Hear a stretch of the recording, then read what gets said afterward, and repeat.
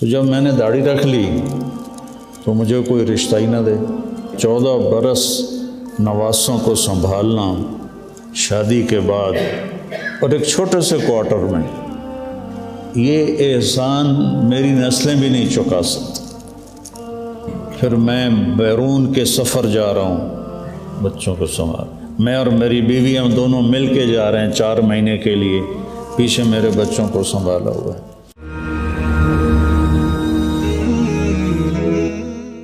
مبشر مدثر کی جو والدہ ہیں کہتے ہیں جو لوگوں کا شکر ادا نہیں کرتا وہ اللہ کا بھی شکر ادا نہیں کر سکتا۔ من لم یشکر الناس لم یشکر اللہ۔ اگر تم لوگوں کا احسان نہیں مانتے اور ان کا شکر ادا نہیں کرتے ہو تو تم اللہ کے شکر گزار بھی کبھی نہیں بن سکتے۔ اللہ کی بندی کو جنت الفردوس عطا فرمائے۔ انہوں نے میری شادی کی، میرا ماحول دیہاتی ذمہ دارا، اور میں جب 4 مہینے لگا کے گھر گیا تو چھوٹے بچے بھاگ کے مجھے ملنے آئے، تو مجھے دیکھ کے سارے واپس دوڑ گئے کہ بھوت آ گیا، میری داڑھی پہ بھوت آ گیا۔ یہ ماحول تھا ہمارا۔ تو جب میں نے داڑھی رکھ لی تو مجھے کوئی رشتہ ہی نہ دے، اپنے کہ تو مولوی بن گیا اسی طرح ہی رشتہ دے۔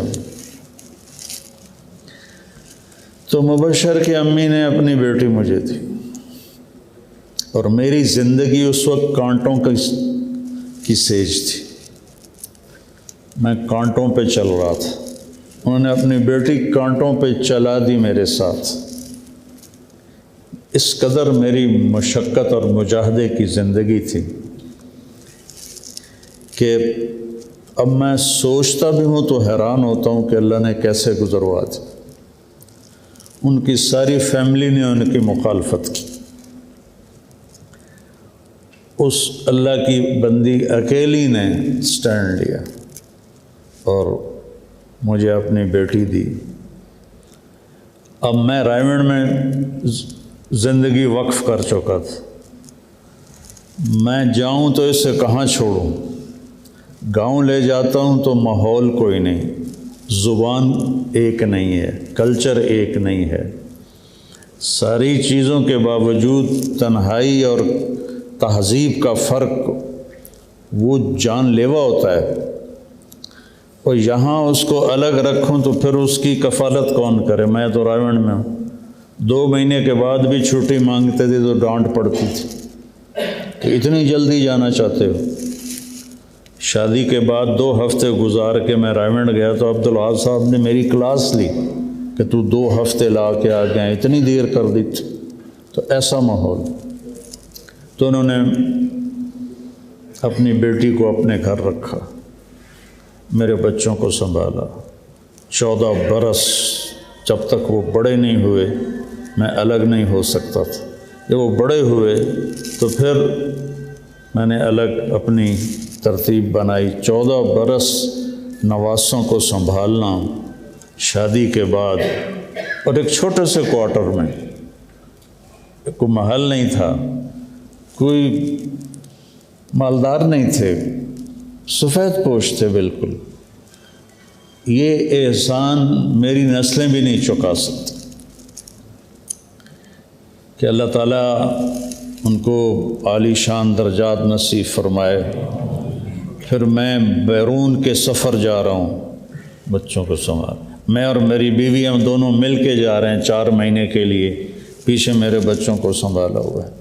2 دفعہ میرا سفر 4 مہینے کا ہوا، پھر حج کے سفر ہر سال، پیچھے بچے اکیلے، ان کو مدثر سنبھالتا تھا، مبشر سنبھالتا تھا، اور ان کی بہنیں، ان کی والدہ، یہ پورا خاندان، انہوں نے میرے اوپر اتنا بوجھ ڈالا ہے کہ میں مرتے دم تک اس بوجھ کو اتار نہیں سکتا ہوں، اس کا میں حق نہیں ادا کر سکتا ہوں۔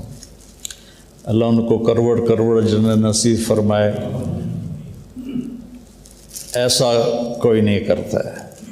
شادی کے بعد بیٹیاں بوجھ بن جاتی ہیں، لیکن اس نے 14 برس اس بوجھ کو اٹھایا، خوشی کے ساتھ اٹھایا۔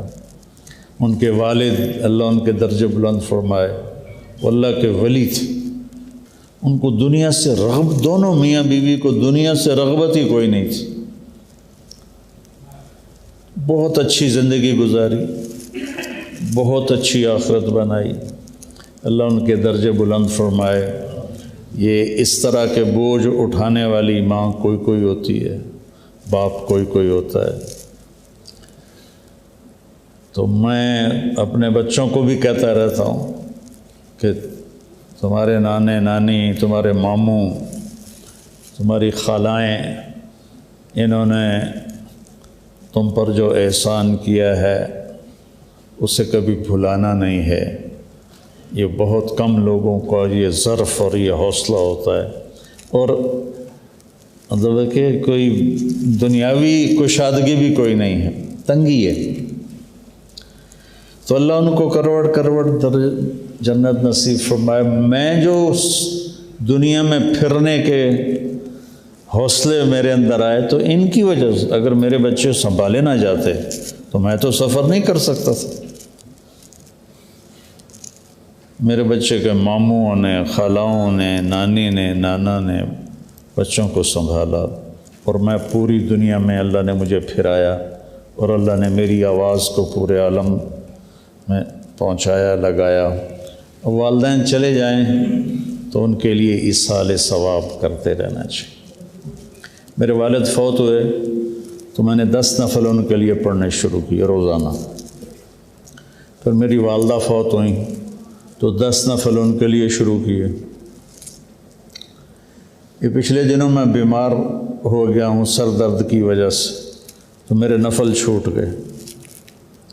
تو میں نے اپنے باپ کو خواب میں دیکھا، کہہ رہے میرا خرچہ ہی بند کر دیتا ہی، مجھ سے کہہ رہے میرا خرچہ ہی بند کر دیتا ہی، ساری زمین تو تینوں دے دیتی آئی، میرا خرچہ ہی بند کر دیتا ہی۔ میری آنکھ کھلی تو مجھے فوراً پتہ چلا کہ میرے نفل چھوٹے ہوئے ہیں، تو سر درد کی وجہ سے میں پڑھ نہیں پا رہا تھا۔